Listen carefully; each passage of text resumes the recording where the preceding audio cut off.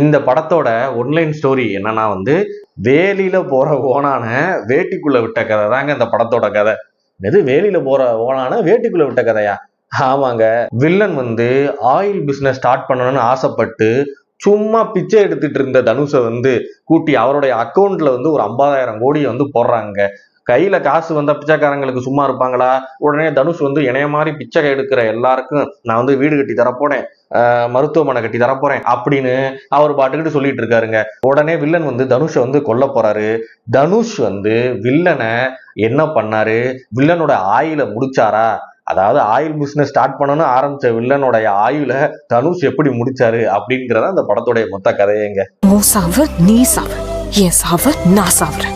சாகவானா madam? நம்முடைய villain இருக்கார்ல, இத்தனை லட்சம் கோடிக்கு அதிபதி, அவரையே பிச்சை எடுக்க வச்சிருவாங்க. அதுதான் மனசு இன்னமும் தாங்க முடிய மாட்டேங்குது.